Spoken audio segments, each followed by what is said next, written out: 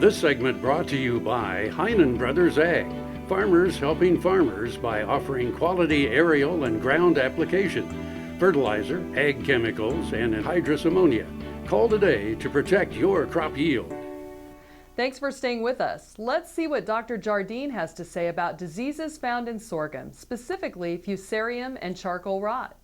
Duane Toews joining you once again with AGam in Kansas. And while the 2016 Sorghum Schools were going on across the state, a chance to catch up with plant pathologist at Kansas State University, Doug Jardine. And Doug, when we think about sorghum crops, not always the most glamorous as far as diseases are concerned, but there's some old school diseases that continue to plague that particular crop. Well, that's right, Duane, and we covered a lot of different diseases today, but in grain sorghum in Kansas, most of our problems come either at the very beginning of the year or at the very end of the year. So in the first part of the talk, we talked a little bit about the seedling blights that are out there. There are no magic bullets for the growers to try and control those. Our sorghum seed comes treated with a fungicide, and for the most part, it does a pretty good job. But in certain years, especially if we get a lot of rainy, cold weather, within a week or two after planting, those products just don't keep up, and then they can have some problems. So we talked a little bit about that and the conditions that are brought on.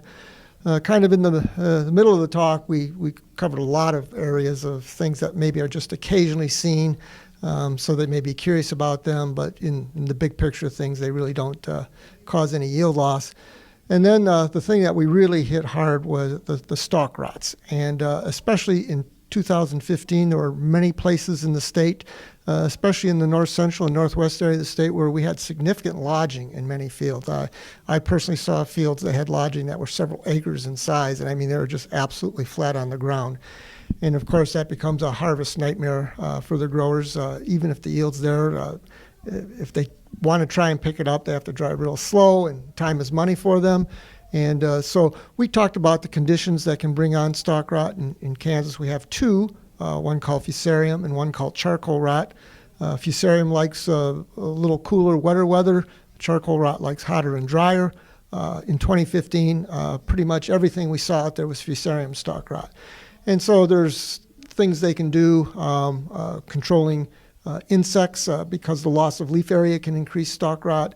There are some fertility things. We know adding chloride, if it's needed to a field, can increase the standability. And then we talked about genetic resistance, and we used some current field data where they had significant amount of lodging in some of the hybrids and zero in others, and talked about how they can use information, for instance, in the Kansas State Sorghum Performance Test to help them make those final selections on hybrids. Obviously, when you see those lodging issues, it becomes very apparent what your yield loss is. You and I have talked before that healthy plants are the most productive plants, and sometimes our disease issues tend to be kind of that silent yield robber. Well, that's right. One of the things we talked about with growers is that you can, in fact, have stalk rot without lodging. Lodging is the most severe case of stalk rot, and in some of our later planted sorghum this year, it got iced on and it had big winds, and that caused a lot of lodging. But just the decay of that lower stalk, it reduces the flow of nutrients and water up to the head as it's developing, and you end up with smaller heads with smaller seeds, and maybe 5 or 10% yield loss with no lodging at all out in the field. Well, our thanks to Doug Jardine for joining us here at KFRM and AGam in Kansas with the 2016 Sorghum Schools. Jamie, we'll send it back to you. Thanks, Duane. Folks, come back after the break for the Kansas Farm Bureau Legislative Update.